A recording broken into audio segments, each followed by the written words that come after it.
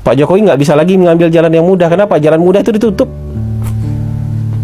Pak Jokowi harus mengambil jalan yang sulit dengan memasangkan Gibran. Saya masih ingat tuh, ketika tanggal 7 Oktober saya bertemu dengan Pak Jokowi. Pak Jokowi masih bilang, saya nggak mau kalau Pak Prabowo bersama Gibran, kemudian Pak Prabowo kalah. Gibran menjadi penyebab kalahnya Pak Prabowo, saya nggak mau.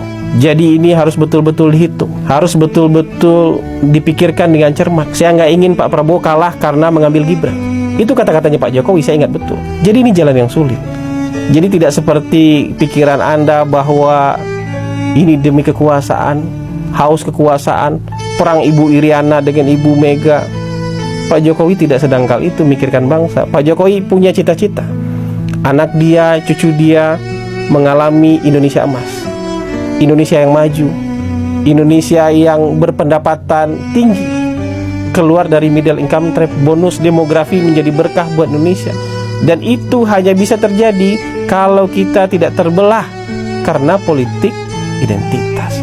Pikiran panjang itu akhirnya harus dijalani dengan strategi yang hari ini menurut Anda tidak biasa. Mungkin strategi yang menurut Anda haus kekuasaan. Enggak, ini dua orang ini lagi berkorban nih. Pak Prabowo dengan Pak Jokowi lagi berkorban untuk dihujat orang ini. Demi apa? Demi mereka berdua bisa bersama. Dan saya yakin kemarin itu, walaupun Gibran sudah diputuskan oleh MK, tapi kemudian PDIP bilang Ganjar bersedia menjadi wakilnya Prabowo, selesai itu. Nggak ada itu Gibran jadi calon wakil presiden. Tapi ya sudah, sekarang nasi sudah jadi bubur. Yang penting kita berpegang pada prinsip dua orang ini aja, bahwa kita berkompetisi kali ini untuk mencari siapa nomor satu aja. Karena setelah itu membangun bangsa harus bersama-sama. Makanya saya senang itu ketika Ibu Puan bilang, enggak, Gibran enggak mengatakan keluar dari PDIP, Gibran hanya pamit. Saya harap begitu juga, Gibran tidak keluar dari PDIP, dan kalau nanti PDIP enggak punya presiden, bisa punya wakil presiden yang diwakili oleh Gibran. Jokowi lovers menjadi Jokowi haters sejak Gibran menjadi cawapres. Dan segala sesuatunya dikait-kaitkan dengan dinasti politik. Hey, jangan mau kamu dibodoh-bodohin sama kata-kata dinasti politik. Itu pasti dari orang-orang yang memang gak suka dengan Jokowi ataupun Gibran. Itu bisa dipastikan. Kenapa? Karena coba kamu bayangin deh, waktu kemarin-kemarin ini, apakah si AHY gak kepengen jadi cawapres? Kepengen banget. Hanya saja sama Anies gak dilamar. Anies pindah ke lain hati. Lalu AHY sakit hati, pindah koalisi. Dan di koalisi yang baru dia bilang sama Pak Prabowo, saya hanya akan mendukung Pak Prabowo untuk menjadi seorang presiden, dan saya tidak lagi minta-minta jatah menjadi cawapres. Lalu Puan Maharani, apakah Mbak Puan itu gak kepengen kemarin jadi capres? Sayangnya elektabilitas dia kecil. Dan akhirnya dia juga harus legowo, harus berhitung, ternyata masyarakat nggak kepengen dia jadi presiden. Dipilihlah Ganjar karena elektabilitasnya Ganjar jauh lebih tinggi. Waktu terjadi calon mencalonkan tersebut, nggak ada tuh kata-kata dinasti politik. Kenapa baru sekarang? Lalu coba kamu lihat caleg-caleg yang ada sekarang. Mereka anak-anaknya siapa? Anaknya Menteri A, Menteri B, Menteri C. Ponakannya mantan Menteri A, Menteri B, Menteri C. Oh, bekas anaknya Gubernur A, Gubernur B, Gubernur C. Itu semuanya apa nggak dibilang dinasti politik? Si Gibran ini menjadi trending topik karena menjadi cawapres. Coba kalau misalnya levelnya agak di bawah-bawah, pasti nggak akan disebut-sebut ini bangun dinasti politik. Jadi kalian cerdas-cerdas ya, jangan mau diprovokatori oleh orang-orang yang tidak bertanggung jawab.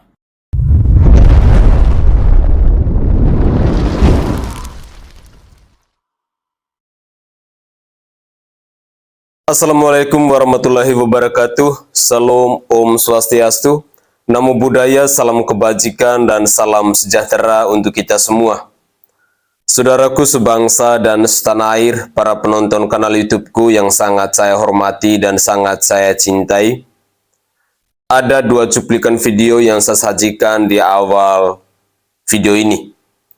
Yang pertama, kita semua diberitahu bahwa kemana langkah Presiden Joko Widodo dalam pemilu 2024. Sebagai ayah, sebagai bapak, tentunya dia pasti akan mendukung anaknya. Dia akan berjuang habis-habisan. Dan hal inilah yang disampaikan dalam penjelasan cuplikan video yang pertama tadi. Kita diberitahu bahwa seorang Presiden Joko Widodo di pemilu 2024 ini, dia akan berjuang habis-habisan untuk memenangkan anaknya Gibran Rakabuming Raka bersama Prabowo Subianto. Jadi clear ya, ketika Presiden Joko Widodo berbicara soal netralitas dan lain sebagainya, kita sebagai rakyat Indonesia tidak usah percayalah. Itu namanya pembodohan publik. Kita pun sebagai rakyat harus kritis. Masa iya seorang bapak rela meninggalkan anaknya berjalan sendirian? Tidak mungkin.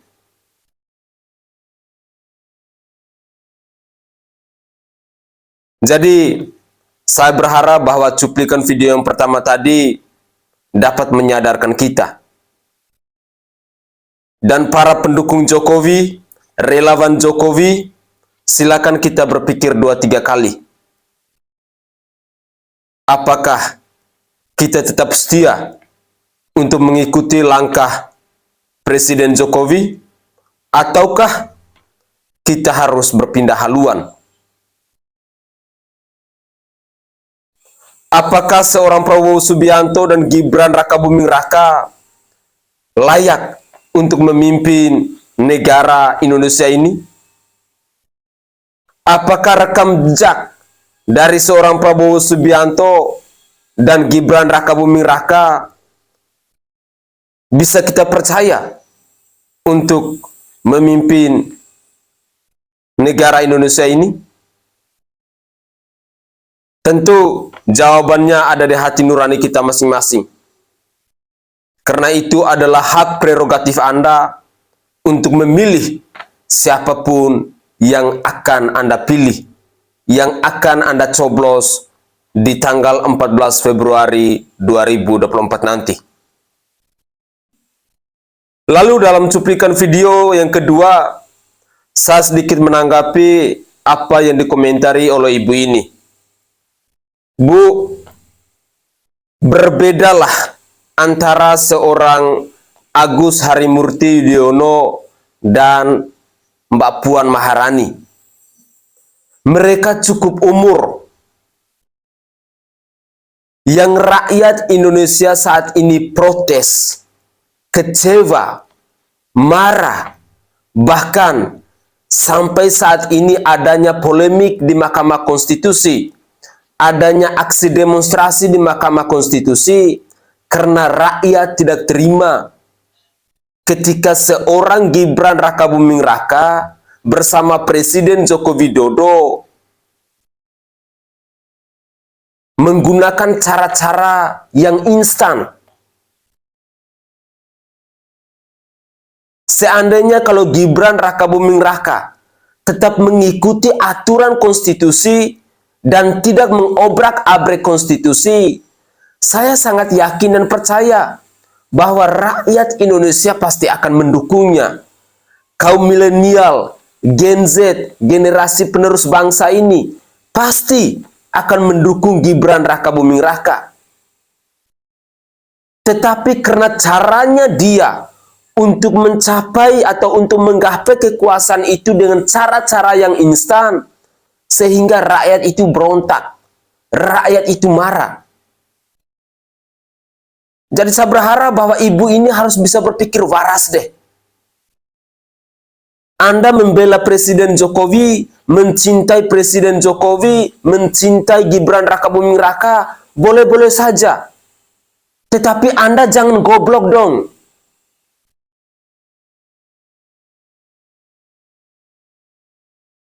Ini adalah negara Indonesia, negara demokrasi. Kita dituntun untuk mengikuti aturan-aturan konstitusi. Jangan hanya karena bapak saya presiden, jangan hanya karena paman saya ketua Mahkamah Konstitusi, lalu dengan seenak jidat dan semanis udalnya, Gibran Raka Buming Raka melewati cara-cara yang instan ini. Karena ini adalah contoh yang buruk dalam dunia demokrasi.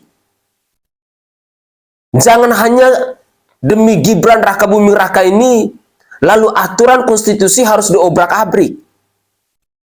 Faktanya sampai sekarang masih ada polemik besar-besaran di Mahkamah Konstitusi.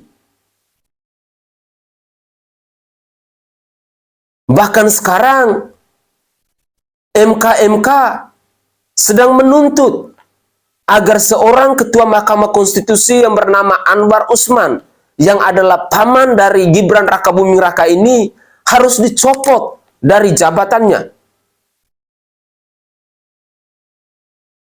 Sekali lagi, kita boleh mencintai Presiden Joko Widodo, kita boleh mencintai Gibran Raka Buming Raka, tetapi kita jangan juga ikutan goblok. Gunakanlah akal sehat kita. Pertahankanlah nilai-nilai konstitusi. Gunakanlah etika dan moral. Pertahankanlah nilai-nilai keadilan. Itu yang kita butuhkan. Sehingga seringkali saya katakan bahwa Mas Gibran, jadilah negarawan yang baik. Jangan Anda menggapai sebuah kekuasaan dengan cara-cara yang instan. Itu adalah contoh yang buruk di negara demokrasi ini. Saudara, dalam beberapa menit ke depan, saya ingin menghadirkan cuplikan-cuplikan video terkait tanggapan-tanggapan dari netizen, komentar-komentar dari kader-kader partai terkait dengan Gibran Raka Buming Raka ini. Apa tanggapan dari mereka? Apa komentar dari mereka? Mari kita simak bersama-sama. Ada yang menjadi pertanyaan bagi kita, mengapa Pak Prabowo lebih memilih Gibran ketimbang tokoh-tokoh lainnya yang lebih terkenal daripada Gibran, seperti Pak Yusril, Bu Khofifah, Pak Erick Thohir, Pak Erlangga, yang semuanya rata-rata menteri dan gubernur. Tetapi Pak Prabowo lebih memilih Gibran ketimbang tokoh-tokoh terkenal tadi itu. Mungkin banyak yang berpendapat bahwa dia adalah wali kota yang sederhana, mewakili milenial dan sebagainya. Itu kan pendapat. Silakan, kita bebas berpendapat. Tapi saya juga bisa berpendapat. Pendapat saya adalah yang pertama, Gibran ini anak Jokowi, Presiden Republik Indonesia. Pembantu-pembantunya adalah menteri-menteri, dan diharapkan menteri-menteri ini akan mengarahkan ASN seluruh Indonesia untuk memilih Gibran. Itu satu. Yang kedua, Gibran adalah anak Pak Jokowi, dan Jokowi ini masih banyak pendukungnya di seluruh Indonesia, dan diharapkan pendukung-pendukung ini akan mengarahkan pilihannya kepada Gibran dan Pak Prabowo. Yang ketiga, bahwa nanti pasti ada sengketa Pilpres. Setelah Pilpres akan terjadi sengketa, baik menang, kalah, pasti sengketa. Dan di Mahkamah Konstitusi sudah menunggu Paman Gibran sebagai jawara, sebagai orang nomor 1 di Mahkamah Konstitusi. Jadi kemungkinan, ya siapa lagi yang akan dimenangkan? Itu mungkin alasan pendapat saya. Boleh teman-teman berpendapat lain? Silakan tulis di komentar. Terima kasih. Saya hanya bisa menghimbau orang-orang yang berhasrat dan didorong-dorong, tolonglah. Sekarang setelah Anda mendengarkan banyak masukan, banyak dorongan, banyak aspirasi, banyak opini dari berbagai pihak, sekaranglah saatnya Anda mendengarkan hati nurani Anda. Apakah Anda yang calon-calon itu, kandidat calon itu benar-benar mampu dan akan memberikan kemanfaatan bagi Republik ini? Sebab bahaya ketika muncul seseorang yang menutupi kesempatan orang lain yang mampu, diisi oleh mereka yang tidak capable. Itu adalah petaka yang luar biasa. Cipolla menyebutnya itu sebagai sebuah kebodohan yang luar biasa. Cipolla, dia nulis buku Hukum Dasar Kebodohan. Jadi dia bilang, Pembodohan terbesar adalah ketika partai politik memberikan kesempatan kepada orang bodoh. Orang bodoh itu adalah orang yang merugikan orang lain atau kelompok orang lain sementara dirinya sendiri tidak mendapatkan keuntungan. Atau lebih bahaya lagi, bandit.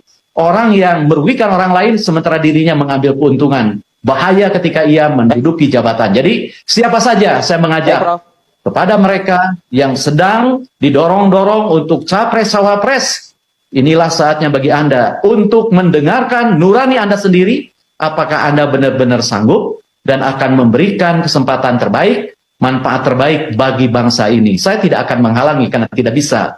Dan jalan sudah ada, silakan. Tapi seperti halnya pelatih sepak bola yang akan menurunkan pemain, selalu ditanya, siapkah Anda memberikan perbedaan bagi performa tim? Bukan perbedaan dari 10 jadi 11, 11 jadi 12. Performa pemerintahan dan republik. Pak Prabowo yakin Pak mau jadi presiden? Kalau konsep dinasti aja Bapak nggak paham.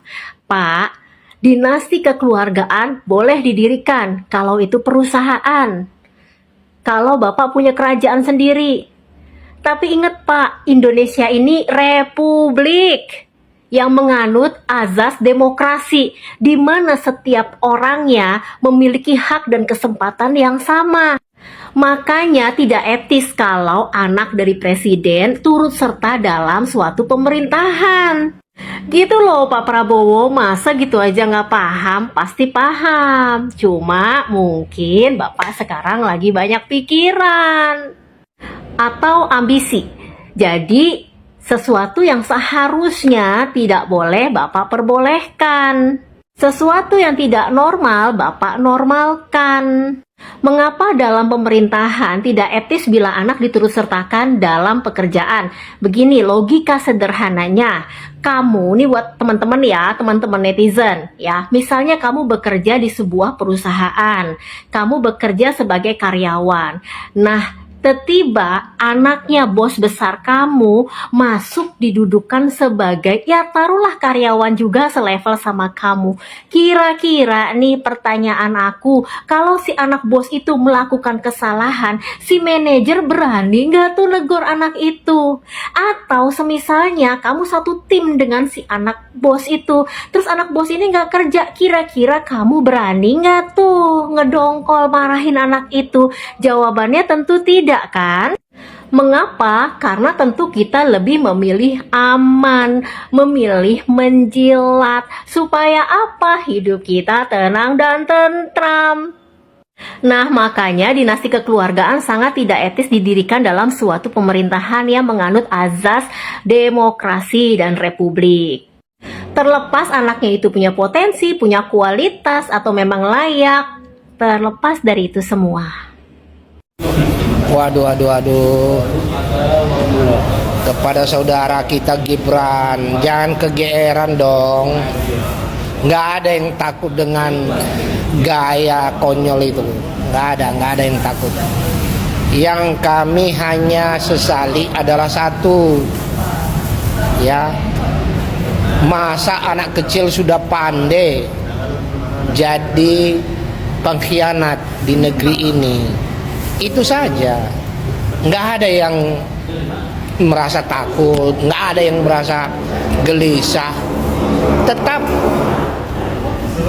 rakyat Indonesia itu memilih yang sudah pengalaman, ada di Ganjar dan Mahfud MD.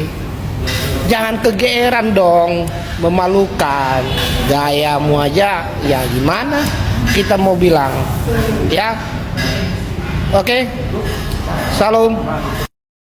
Dan bagaimana mungkin misalnya Presiden Jokowi mengatakan bahwa saya akan netral ya, di acara makan siang kemarin dengan calon-calon presiden ya, atau di acara pertemuan dengan 193 kepala daerah ya.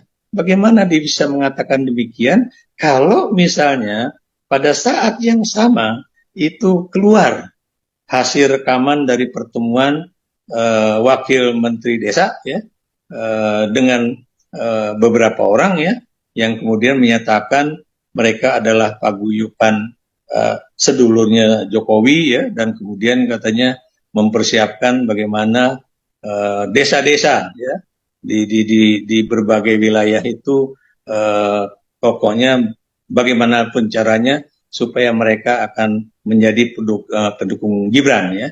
Kalau sudah seperti itu, bagaimana Jokowi itu bisa mengatakan bahwa tidak ada intervensi ya? Dan juga bagaimana kita bisa mengatakan bahwa tidak akan ada intervensi kalau kemudian bukan mustahil ya. Jangan sampai kalian salah paham ya.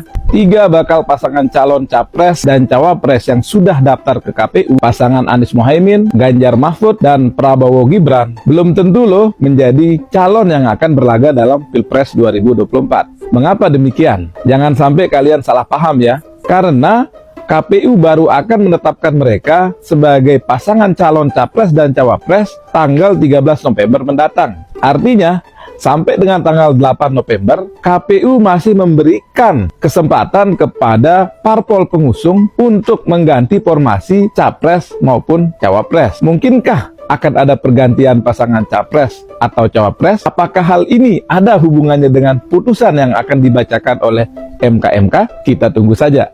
Komen ya. Memuji, membela Pak Jokowi dengan kebijakan-kebijakannya, itu nggak pernah saya tarik.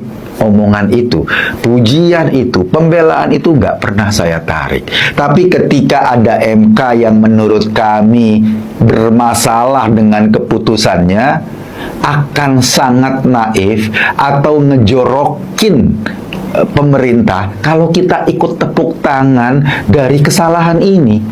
Kita protes, kita ingatkan keras. Karena apa? Karena MK adalah benteng terakhir konstitusi. Kalau MK-nya sudah rusak, gimana kita bisa menjalankan konstitusi kita ke depan? Jadi kita protes keputusan ini. Itu yang harus kita lihat. Tetapi sekali lagi, kalau kita bicara Pilpres, kita bicara pertandingan atau kompetisi antara Ganjar Mahfud, Prabowo Gibran, dan Anies Caimin. Sudahlah, kita jangan terjebak pada teori-teori yang ingin mengacaukan pandangan kita pada realitas sesungguhnya. Ngapain kita mikirin di luar itu? Orang-orang yang tidak terlibat, tidak ikut berkompetisi. Mereka mungkin bisa mengatur, partainya bisa mencalonkan, Pak Jokowi sebagai presiden mungkin bertanggung jawab pada berlangsungnya Pilpres. Bisa. Tetapi kita sebagai rakyat tidak penting untuk memikirkan itu. Yang paling penting memikirkan kualifikasi calon-calonnya. Tidak mendukung Gibran jangan disamakan dengan tidak mendukung kaum muda dalam kancah perpolitikan di Indonesia. Karena Gibran tidak cukup mewakili seluruh kaum muda yang ada di Indonesia. Muda itu bukan soal umur, tetapi soal idealisme, etika, moral, orisinalitas, dan gagasan pembaharuan. Bagi saya, kehadiran Gibran sebagai kontestan dalam pemilihan presiden dan wakil presiden tahun 2024 dengan cara yang tidak normal justru menjadi contoh yang buruk bagi generasi muda hari ini. Sampai seterusnya, legitimasi Gibran sebagai calon wakil presiden atau bahkan sebagai wakil presiden nantinya akan terus dipermasalahkan oleh publik. Dan ini tidak sehat bagi negara kita.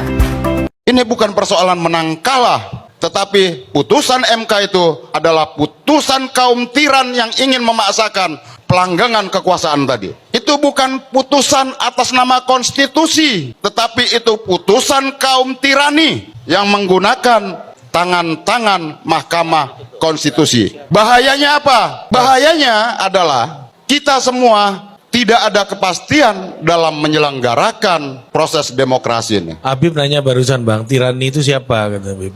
Ya, tirani itu adalah orang yang ingin memaksakan kehendaknya. Saya tadi sudah sampaikan 3 skenario itu. Artinya apa? Bahwa ini kita sedang tidak baik-baik saja. Kita tidak ingin pemilu ini hanya menjadi ajang ritual, ajang prosedural formal. Oh ya, ini demokrasi, demokrasi. Orde Baru juga ada pemilu. Orde Baru ada pemilu, Pak. Tapi kita tahu Orde Baru menyelenggarakan pemilu dengan cara-cara curang. Curangnya di mana? Menggunakan instrumen kekuasaan. Apakah MK tadi berdiri sendiri? Tidak. Udahlah, kita nggak perlu dibodoh-bodohin lagi. Gamblang itu. Ini pengkhianatan terhadap mandat reformasi. Jadi bagi kita adalah, kita harus kembalikan ini Kembalikan ke semangat reformasi dan demokrasi itu. Saya ingin mengutip kalimat yang sering diucapkan Pak Jokowi selama ini yang dianggap oleh sebagian pihak sebagai tidak tegas dan mencela-menceli. Pak Jokowi selalu menyampaikan kepada media, kepada para pendukungnya untuk satu, ojo gerusa-gerusu, ojo kesusu, jangan terburu-buru. Ya, kalau dalam istilah Jawa itu ada istilah yang lebih praktis, yaitu angon angin, atau kita membaca arah angin. Kenapa Pak Jokowi tidak dalam waktu yang sangat cepat memutuskan atau menunjuk siapa yang didukung, siapa calon presiden atau calon pemimpin yang didukung, tapi selalu berkata, ojo gerusa-gerusu, ojo kesusu. Ini bukan karena Pak Jokowi lambat dalam memutuskan atau ragu-ragu atau kata orang mencela-menceli gitu, karena Pak Jokowi pernah menyebut kandidat presiden yang ideal itu yang seperti ini, kemudian besok berubah lagi.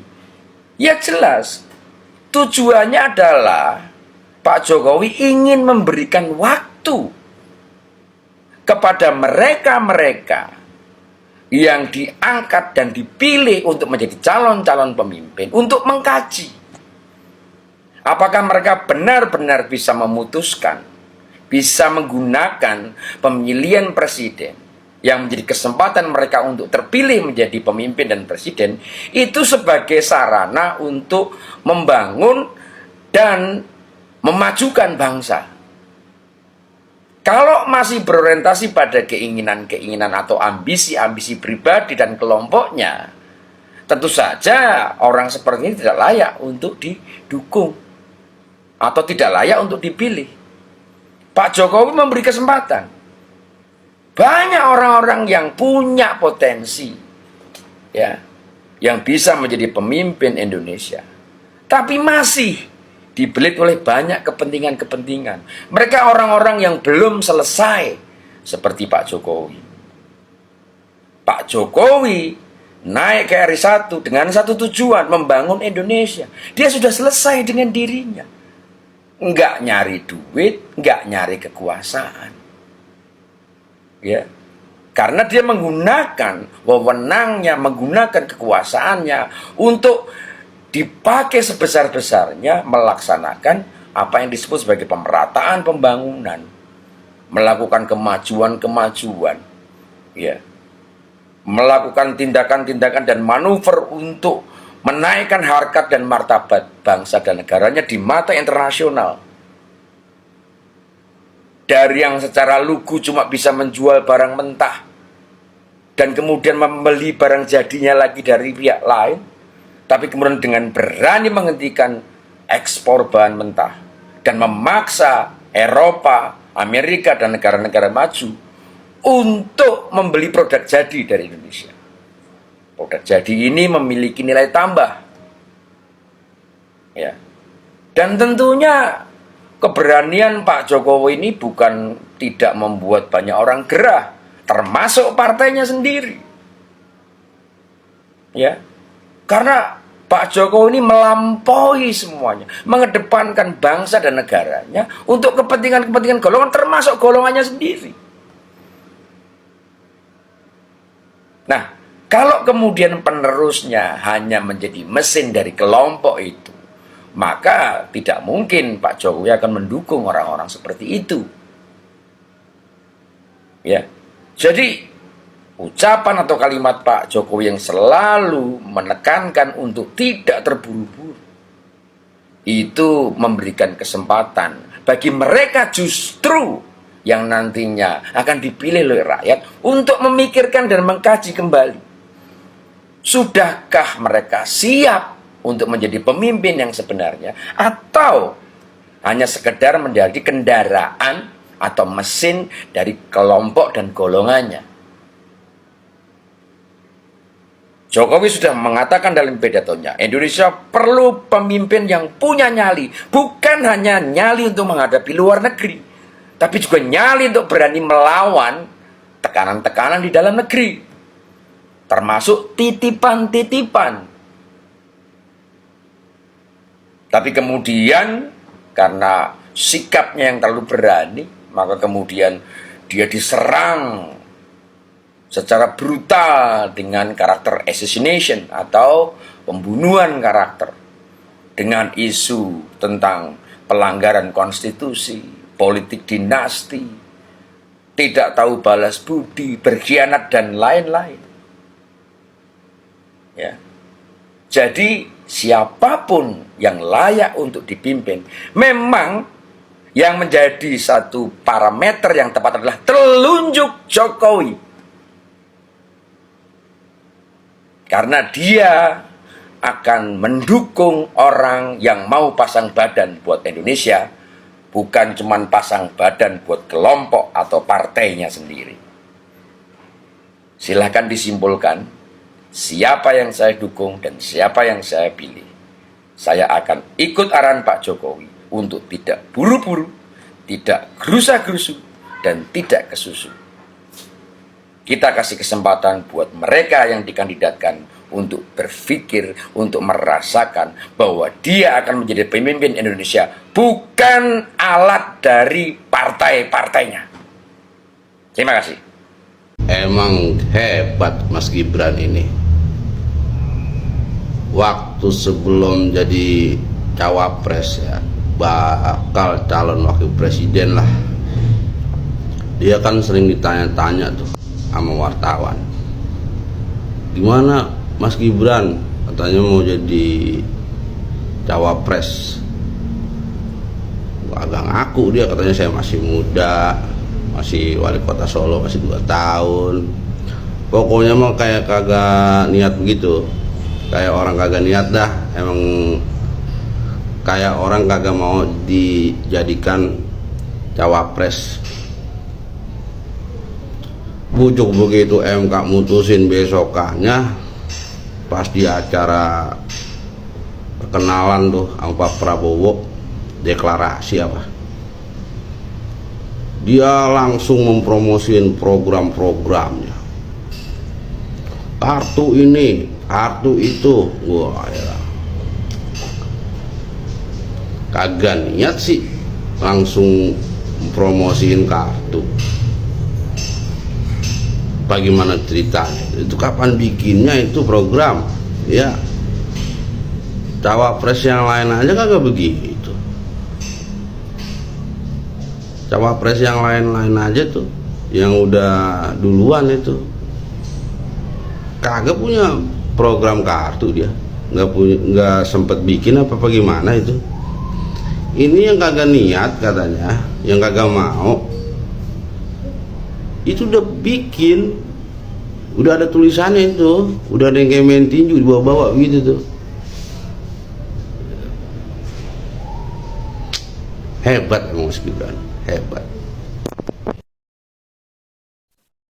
Oke guys, itulah cuplikan-cuplikan video yang bisa saya persembahkan ke hadapan pemirsa sekalian. Semoga saja cuplikan-cuplikan video ini bisa berguna bagi kita semua, bisa ada hal-hal baru yang bisa kita peroleh dari cuplikan-cuplikan video ini. Tetapi poin penting dari cuplikan-cuplikan video ini yang pertama, bahwa hari ini kita diberitahu bahwa sudah jelas seorang Presiden Joko Widodo, dia telah berbicara untuk mendukung anaknya yakni Gibran Rakabuming Raka dan Bapak Prabowo Subianto. Sehingga apa yang dibicarakan oleh Presiden Joko Widodo tentang netralitas ataupun hal-hal lain ditunjukkan Joko Widodo, misalnya undang 3 capres untuk makan siang bersama, sebenarnya itu hanyalah gimmick politik. Sehingga saya secara pribadi ketika mendengar cuplikan video yang paling pertama tadi, saya langsung sadar bahwa memang sudah waktunya apa yang disembunyikan oleh Presiden Joko Widodo harus publik ketahui. Dan sudah waktunya bahwa Joko Widodo harus bisa berkata jujur bahwa di pemilu 2024 dia akan mendukung Bapak Prabowo Subianto dan juga Gibran Rakabuming Raka. Namun di sisi lain, mari kita pelajari rekam jejak. Jangan melihat Jokowinya, jangan melihat Gibrannya, jangan melihat Prabowo Subiantonya. Tetapi mari kita melihat apa yang bisa mereka perbuat untuk bangsa dan negara ini. Itu adalah poin penting yang harus kita pikirkan bersama-sama, sehingga di pemilu 2024 nanti, saat kita masuk ke bilik suara, kita sudah tahu bahwa orang yang saya pilih dengan alasannya ini. Sehingga di suatu hari nanti kita tidak kecewa. Lalu, berkaitan dengan polemik yang saat ini terjadi di Mahkamah Konstitusi, bahkan tadi kita mendengarkan bersama-sama bagaimana kritikan pedas yang dilontarkan oleh kader PDIP, yakni Bapak Masinton Pasaribu. Saya berpikir bahwa ada baiknya, ada benarnya, memang kita harus bisa untuk mempelajari etika dan moral dalam berdemokrasi. Jangan hanya karena untuk ambisi berkuasa, lalu kita harus mengobrak-abrik aturan konstitusi di sebuah negara seperti di Indonesia ini. Dan yang terakhir, untuk digarisbawahi bahwa rakyat Indonesia sebenarnya tidak marah dengan Bapak Presiden Joko Widodo. Rakyat Indonesia sebenarnya tidak marah dengan Gibran Rakabuming Raka. Yang rakyat marah hanya karena caranya mereka yang terlalu instan untuk menjadikan Gibran Rakabuming Raka sebagai cawapres dari Bapak Prabowo Subianto ini. Ketika kita berbicara usia, ketika ada netizen yang mengatakan bahwa AHY juga adalah anak dari seorang presiden, Megawati pun Puan Maharani pun demikian. Tetapi perlu kita sadari bahwa mereka itu umurnya pas, tidak melanggar konstitusi. Gibran ini usianya baru 36 tahun. Semoga saja kita rakyat Indonesia tetap kritis, tetap cerdas, tetap waspada, dan tetap kita mempelajari rekam jejak dari calon presiden dan calon wakil presiden yang akan berlaga di pemilu 2024 nanti. Begitulah kira-kira.